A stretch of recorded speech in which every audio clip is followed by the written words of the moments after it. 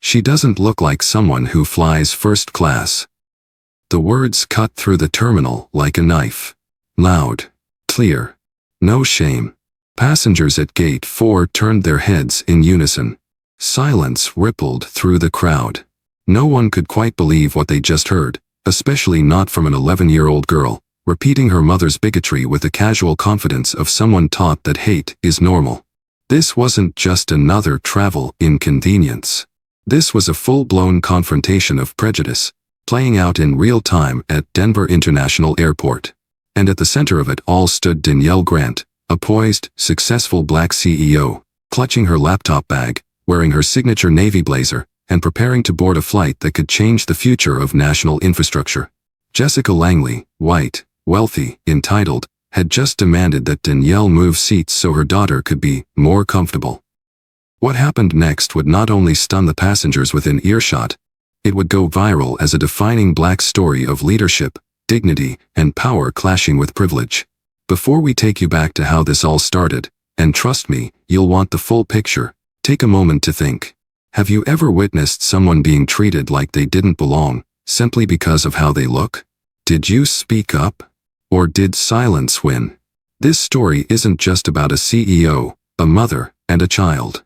It's about the moment a pilot walked out of the cockpit, not to fly the plane, but to deliver a lesson in justice so strong, so unshakable, it left everyone stunned. And if you're here for truth, for justice, for stories that challenge what society tells us is normal, you're in the right place. Welcome to Black Story, where we don't just tell what happened, we tell what mattered. Before we dive in, hit that subscribe button. Not because we asked, but because if you believe in dignity over hate, this is the kind of story you'll want more of. Now, take a breath. Because what you're about to hear might just change the way you look at power forever. Danielle Grant didn't just break ceilings, she shattered entire frameworks. At 38, she was the founder and CEO of Stratosphere Tech, a cutting-edge AI firm specializing in real-time disaster response systems. She didn't inherit her position. She built it. From the ground up. Her journey was never about climbing a corporate ladder, it was about engineering her own. That morning at Denver International Airport, Danielle wasn't headed to a vacation in the Caribbean or a luxury retreat in Napa Valley. She was on her way to Seattle, where a multi-billion-dollar federal defense contract was awaiting her final pitch. Her company's technology, predictive AI designed to help first responders save lives during wildfires, floods, and earthquakes, had caught the attention of the Department of Homeland Security.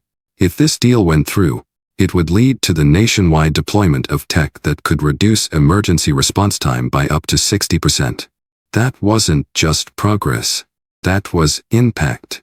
Danielle walked into that airport with two things in her carry-on: a flash drive holding proprietary algorithms she and her team had coded over the past 3 years, and a letter from the Pentagon requesting a private demo. Everything she had worked for. The late nights, the ignored calls, the glassed-in boardrooms where she was the only black face at the table. It all led to this flight. But it wasn't just the pitch or the tech. It was what it meant. Because every breakthrough Danielle made wasn't just for her. It was for the girls in STEM programs who needed to see someone who looked like them. It was for the brilliant engineers who got passed over because their last name didn't sound corporate enough. It was for her parents, who gave up everything just to get her into a better school district. It was for her. She wasn't flying to Seattle to make a name. She had one. She was flying there to move the needle on how this country thinks about innovation, race, and representation in leadership. And as she approached the gate, calm and focused, ticket in hand, she had no idea that someone else had already decided she didn't belong there. But she was about to remind everyone watching what it looks like when purpose walks into a room and doesn't flinch. Long before Danielle Grant became a CEO, she was just a little girl with big glasses and bigger questions, growing up in Plano, Texas, a place where the streets were wide, the lawns were perfect, and the rules were never written down, but always understood. She was the only black student in her entire grade at Westwood Academy, a private school her parents worked 2 jobs each to afford.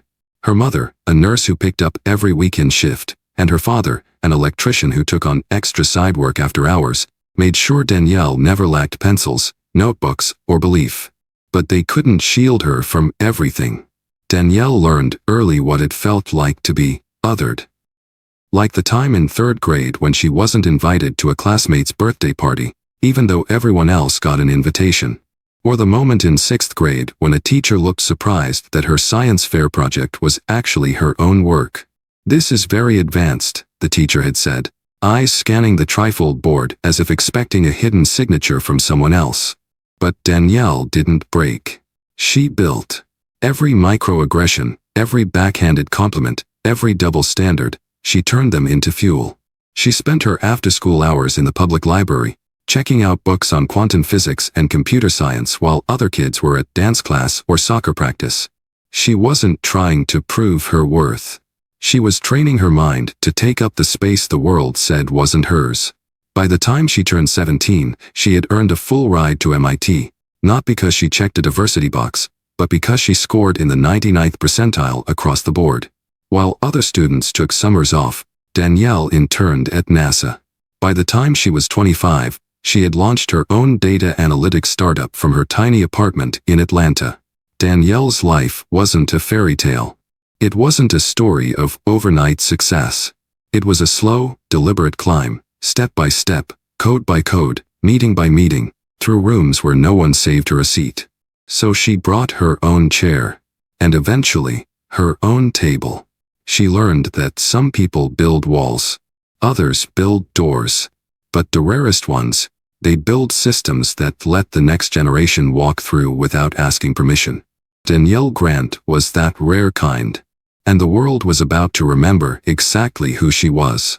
Jessica Langley didn't need to raise her voice to take control of a room. All she needed was presence, and she had plenty of that. At 43, Jessica had mastered the art of looking important without actually doing much. Married to a rising state senator in Arizona, she spent her days organizing fundraisers, attending school board meetings she controlled without holding a title, and managing the curated image of a family that always looked pristine in holiday newsletters. She was the woman who corrected store clerks when they called her ma'am, and sent back lattes if the phone was half an inch off. She wasn't loud. She was calculated. And on this particular morning, as she walked into Denver International Airport with her Louis Vuitton tote slung over her shoulder and her 11-year-old daughter Madison glued to her phone beside her, Jessica already had a problem. Not with her seat. Not with her flight. But with the world. Jessica had booked her own first-class ticket using points from her husband's government travel rewards. But Madison, she had placed her in business class, a life lesson, she told herself. It would build character. Let her daughter see how the other half lives. But as they approached Gate 4, and Jessica caught sight of a tall, confident black woman seated in the premium business area, something inside her recoiled. It wasn't curiosity. It wasn't confusion. It was discomfort, the kind that comes from entitlement being confronted with reality. Danielle wasn't just sitting there.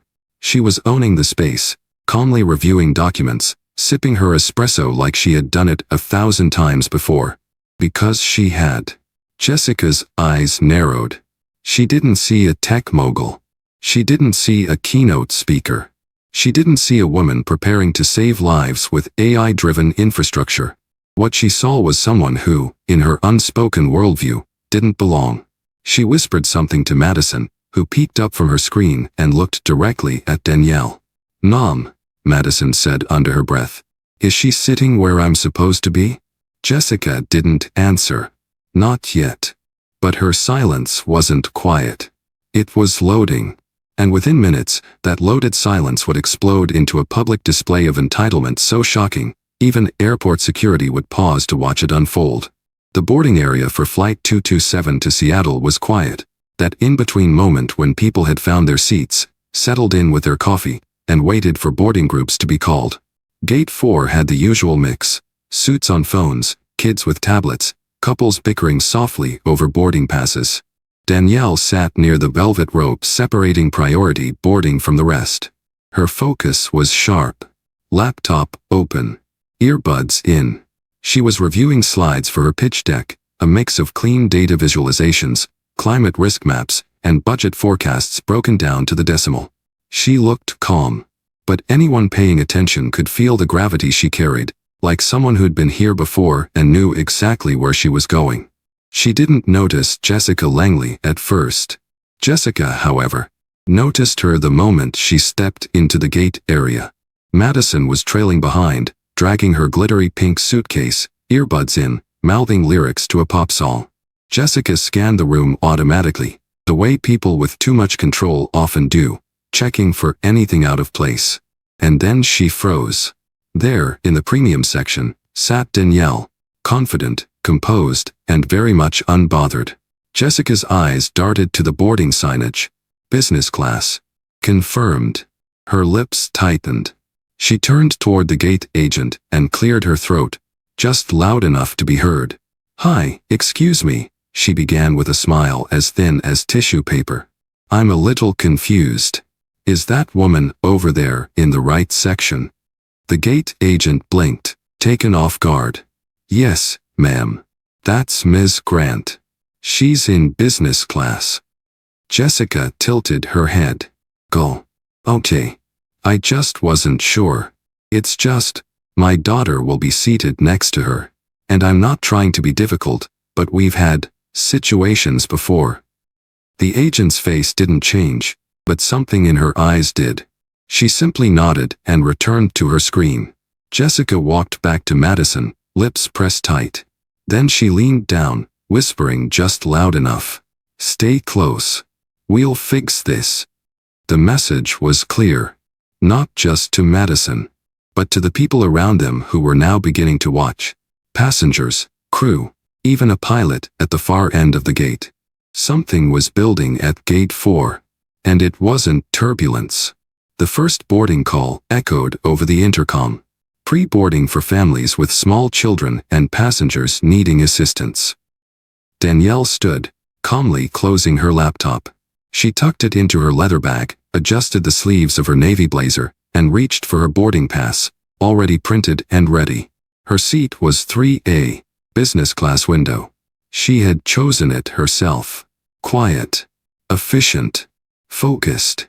She stepped into the priority boarding lane without hesitation, the familiar rhythm of travel etched into her every move. Jessica watched her from just a few feet away. Madison stood at her side, swaying to music only she could hear. But Jessica?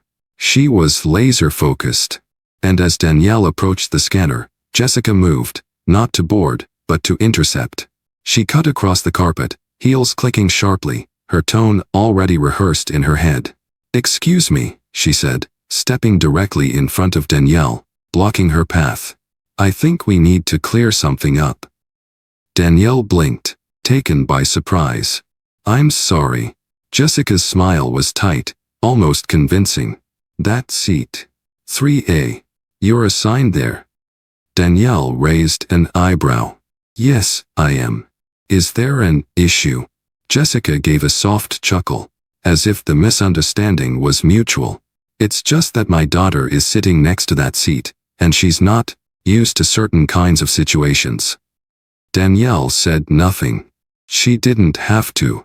Her silence was its own kind of power. Jessica filled the space anyway. "I just think it might be better, for everyone, if we asked the gate agent to reassign your seat. My daughter is a sensitive traveler. She has anxiety. Being near unfamiliar energy can really affect her." The implication was crystal clear. Danielle looked at her, expression calm but unreadable. Then she reached into her blazer pocket, pulled out her boarding pass, and held it up, steady, direct. "I paid for this seat. I checked in early. I earned it." Jessica didn't flinch. "I understand. But sometimes the system makes errors. This just doesn't feel appropriate." Danielle took a slow breath. Her voice, when it came, was low and composed. "I assure you, I'm exactly where I'm supposed to be." Around them, the boarding area grew tense. Conversations faded. Eyes shifted. And Jessica, unwilling to back down, looked over her shoulder and whispered loud enough for nearby ears. Just remember, comfort doesn't come from money. It comes from belonging. Danielle met her gaze. I agree. Which is why I won't be moving.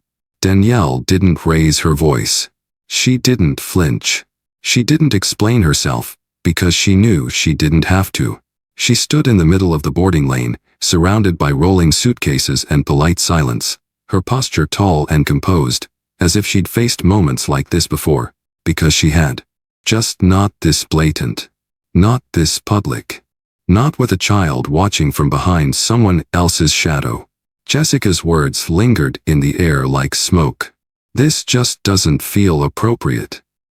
Danielle let a full second pass. Then, another.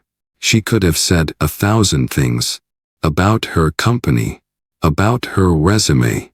About the keynote address she gave last month at a tech summit where half the room couldn't stop taking notes. But that wasn't the point. The point was simple. She had nothing to prove.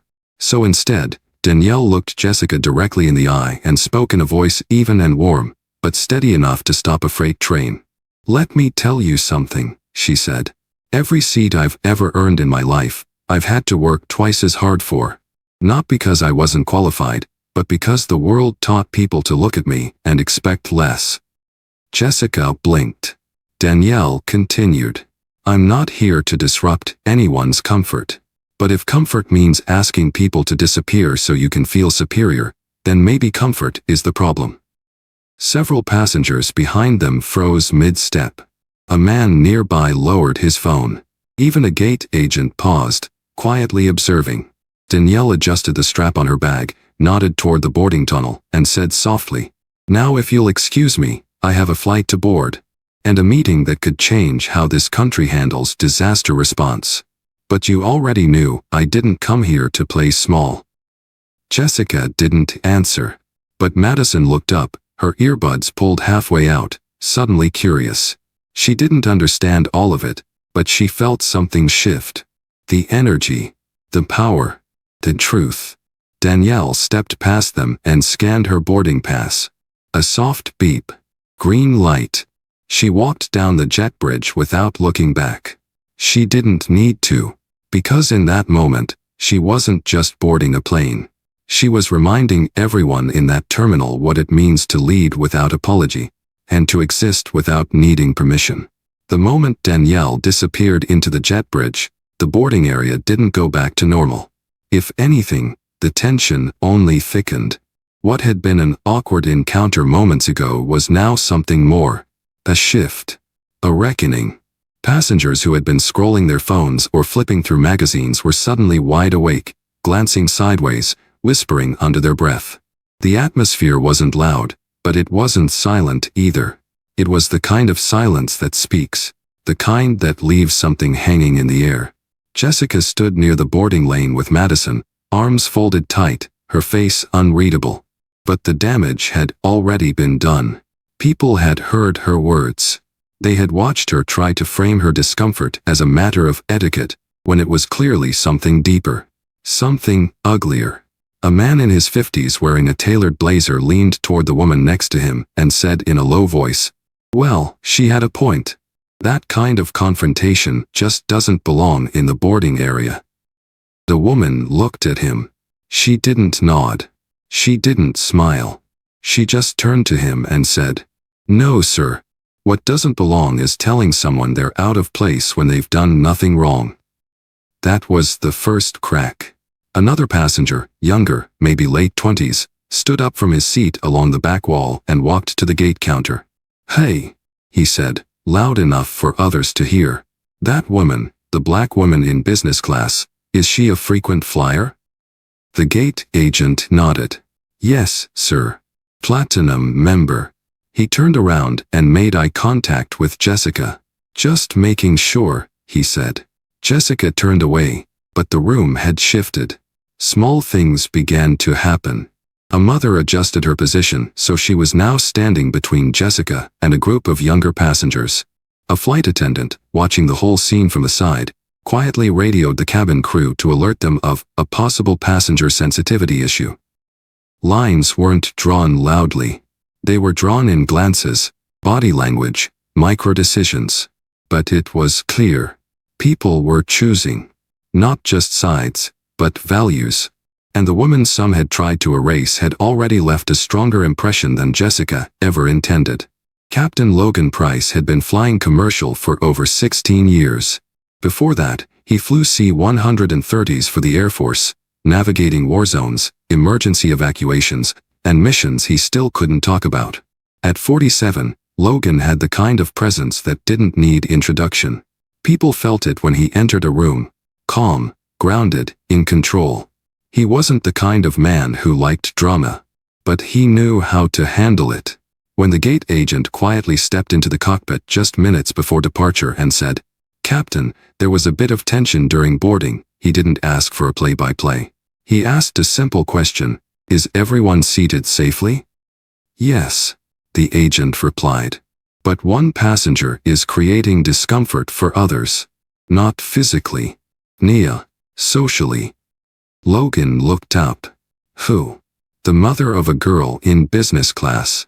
She confronted another passenger, a black woman. Tried to get her moved. It was uncomfortable. Logan didn't hesitate. "Which row?" "Row 3. He stood up, adjusted his uniform jacket, and stepped into the cabin. There's a particular kind of silence that follows a pilot walking down the aisle after boarding has ended. It's not fear. It's anticipation. A shift in power. People sit up straighter. Eyes follow. Whispers stop. As Logan walked toward the front of the business class section, several passengers instinctively moved their elbows, gave him space. He didn't stop at Danielle's seat. He didn't stop at the food cart. He stopped right in front of Jessica Langley and her daughter, now seated in 3B and 3C. "Ma'am," he said with professional courtesy, "I understand there was a concern earlier at the gate." Jessica straightened in her seat, her posture rehearsed. "Oh, I wouldn't say concern. Just confusion. I wanted to be sure my daughter was seated near people she's comfortable with." Logan gave a slow nod. "And you're not comfortable with the woman seated in 3A?" Jessica hesitated. "I didn't mean it like that." "But that's what you said." She opened her mouth, then closed it. Captain Price didn't raise his voice. He didn't need to. His presence alone told the entire cabin that this wasn't just a flight. This was a moment. And Logan Price had every intention of landing it exactly where it belonged, on truth. Captain Logan Price stood tall in the aisle of row 3, his hands resting gently on the back of the seat in front of him. His voice was steady, but there was weight behind it, the kind of weight that only comes from someone who has carried more than his share of difficult conversations. He looked at Jessica Langley, then slowly turned to glance at the cabin full of watching eyes. "I want to say something," he began, "not just to her, but to everyone listening. And I want to be crystal clear, because this matters." He took a breath. "The woman seated in 3A, Ms. Danielle Grant, is one of the most accomplished passengers I've had the honor of flying. She's a CEO, a leader in national tech innovation, and a valued business class member of this airline. She belongs here not because of her ticket, but because of her work, her presence, and her contribution to this country." The cabin was silent. He continued. "Now, I've flown diplomats, Fortune 500 executives, and retired generals. I've seen what real leadership looks like. And Ms. Grant fits that description better than most." Jessica's face flushed, but Logan didn't flinch. "When we board this plane," he said, "we all become travelers, equal in the eyes of the crew. We don't judge anyone's worth by their appearance, background, or the name printed on their boarding pass. We judge character. We judge actions." Then he did something unexpected.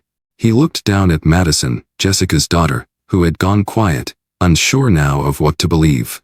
"Sweetheart," he said gently, "the lady in 3A builds systems that help save lives. That's what leaders do. They show up, even when people try to make them feel small. You'll meet people like that in your life. And when you do, I hope you listen." He straightened. "And to everyone else here," Logan said, sweeping his gaze across the cabin, Let this moment be a reminder. The measure of a person has never been about where they sit. It's about how they carry themselves when they're tested. He stepped back, nodded once, and turned. But his words didn't leave the cabin. They stayed. Long after he disappeared behind the cockpit door, they echoed, louder than any engine, and heavier than any carry-on. Madison Langley had never seen her mother speechless. Jessica was the kind of person who always had the last word, the sharp comeback, the firm rebuttal. But now, seated in 3C, staring straight ahead as the cabin around her processed Captain Logan's words, she was still. Reach it. Quiet. And Madison noticed. The 11-year-old sat back in her seat, earbuds out, phone forgotten. For the first time that morning, she wasn't following her mom's lead. She was thinking for herself. Danielle sat beside her in 3A, calm as ever, now flipping through a folder of documents. She didn't look angry. She didn't look triumphant. She looked focused, centered. Madison glanced at her, unsure. After a long moment, she spoke softly, just above a whisper. Are you really building something that saves people? Danielle didn't look up right away. But when she did, her expression was soft, not guarded. Yes, she said. We're building tools that help cities prepare for disasters. Floods. Fires. Earthquakes. Things that take lives if we don't act fast enough. Madison nodded slowly, absorbing each word. My dad said the world needs smarter tech, she said. I guess I didn't think someone like you would be the one making it. Danielle tilted her head, not with judgment, but with curiosity. Why not? Madison didn't have an answer. Her cheeks flushed slightly, and she looked down at her hands. I didn't know people could be like you, she admitted. Smart. Nice. In charge. Danielle gave a faint smile. Well, she said. Now you do. A few seconds passed in silence, the kind that carries meaning instead of discomfort. Madison looked at her again. I'm sorry for what my mom said. Danielle nodded. Thank you for saying that. Behind them, Jessica remained still, her posture a tight coil of shame and silence. For the first time, the power she carried in her name, her money, her social circle, it meant nothing here. Not in this row. Not in this moment. Not after her daughter had seen truth from a stranger she was taught to distrust. Change had started. Not with a speech. Not with a punishment. But with a question from a child. And a woman who chose grace instead of pride. The plane hadn't left the ground yet. But something inside Madison was already moving, in a direction her mother never saw coming. By the time Flight 227 touched down in Seattle, something had shifted, not just in the air, but in the people on board. Danielle disembarked quietly, just as she had boarded. No fanfare. No public praise. But the way passengers looked at her now was different. Not because she demanded attention, but because she'd held her dignity when someone tried to take it from her. Jessica and Madison walked a few steps behind. Jessica's shoulders, once squared with confidence, were now rounded with reflection. Her phone stayed in her bag. Her tone, usually clipped and commanding, was still. Madison lagged behind, then quickened her step to catch up with Danielle as they approached baggage claim. Miss Grant? She asked gently. Danielle turned. Yes. Madison handed her a small sheet of paper, folded neatly. I drew this for you, she said. It's a bridge. For people. So they can get to safety. Danielle opened the paper. Crayon lines formed an arching bridge over stormy waves. Tiny stick figures stood above the water, smiling. That's beautiful, Danielle said, kneeling slightly to meet her eyes. Thank you, Madison. Madison looked down at her sneakers, then up again. I think I want to be an engineer. Not because it's easy, but because it's good. Danielle smiled. Then promise me something. What? Build for others. Build so people can feel safe. And when someone tells you that you don't belong, build anyway. Madison nodded. I promise. As they parted ways, Danielle tucked the drawing into her portfolio, not as a souvenir, but as a symbol. A quiet reminder that sometimes the most powerful bridges we build have nothing to do with concrete or steel. They're built in moments like this, with courage, kindness, and the decision to meet ignorance with grace. And as you listen to this story, I want you to think about this. How many times have we seen injustice and looked away? How many times have we had the chance to stand up and chose silence instead? This isn't just a story about a black CEO, a pilot, and a little girl. It's about all of us. Because every single day, we have the choice to be someone who builds walls, or someone who builds bridges. If this story moved you, even just a little, take a second to like this video and subscribe. Not for the algorithm, but for the reminder that human dignity always deserves a seat, and respect should never have to be earned.